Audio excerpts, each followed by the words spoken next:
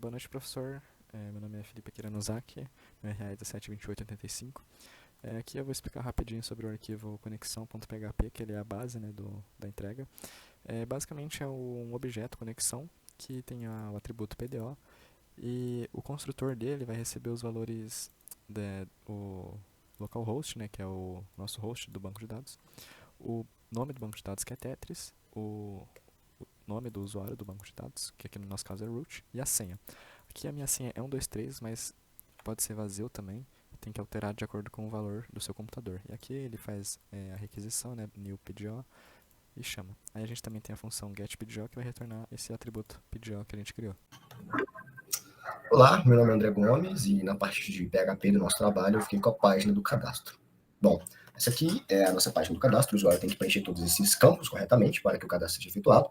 Primeiro eu gostaria de mostrar que se o usuário, por exemplo, tenta colocar algum e-mail que já está cadastrado no banco de dados, como por exemplo esse e-mail aqui, aparece a mensagem de erro, o e-mail já está em uso, por favor escolha outro, assim como CPF e username.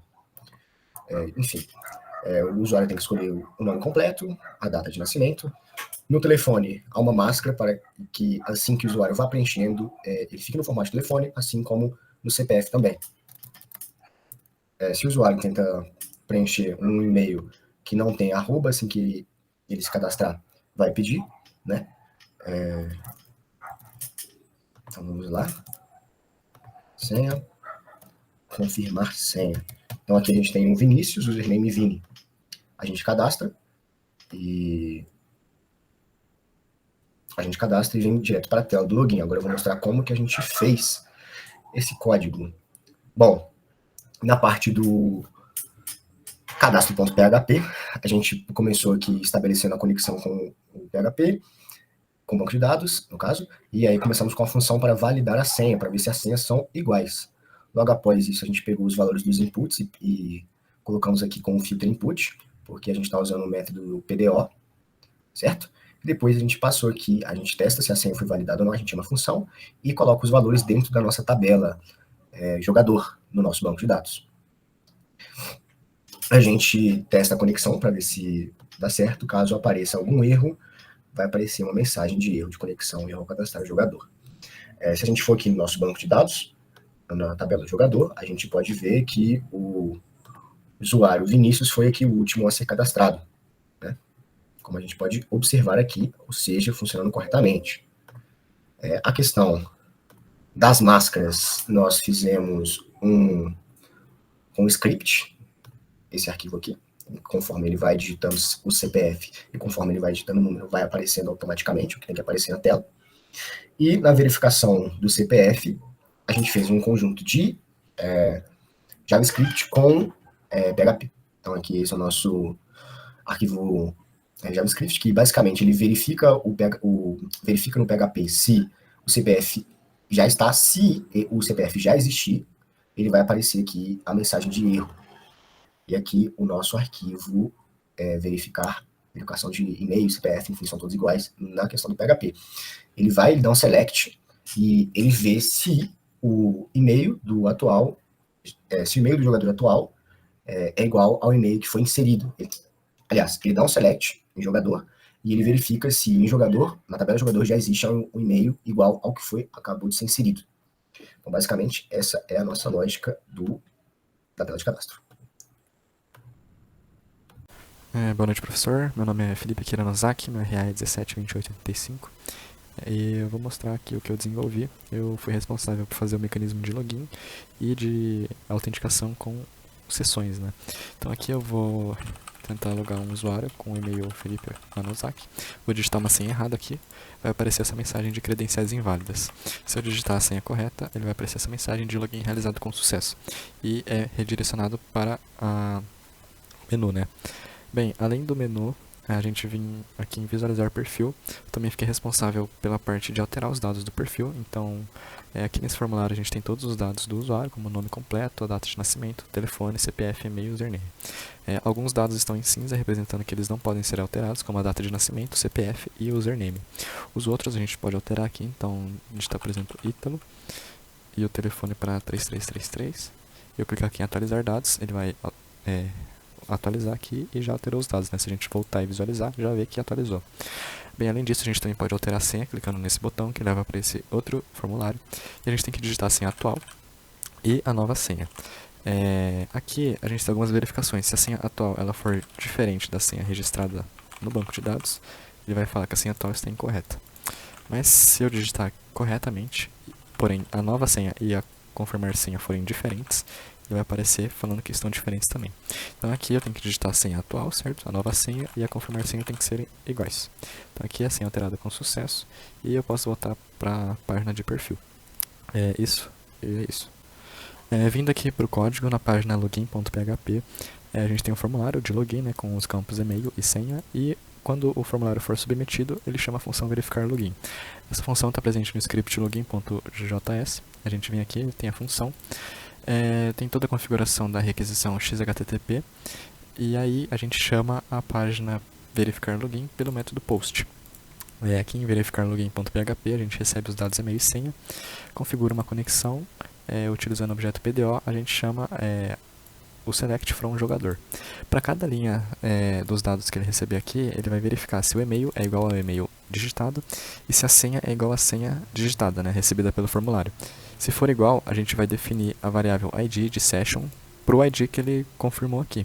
E aí, com essa variável ID session, a gente dá início ao sistema de autenticação do usuário. Voltando aqui para o menu, caso eu clicar em sair, ele vai aparecer essa mensagem perguntando se eu desejo sair. Clicar em cancelar, eu volto para o menu. Se eu clicar em OK, eu saio. Agora eu vou mostrar a parte de autenticação, certo? Então, por exemplo, se eu quiser acessar a página menu diretamente aqui pela URL, ele vai me redirecionar para essa página de acesso negado, que vai me mandar para o login de novo, certo? Então, qualquer página do nosso sistema, se eu tentar acessar, ele vai aparecer.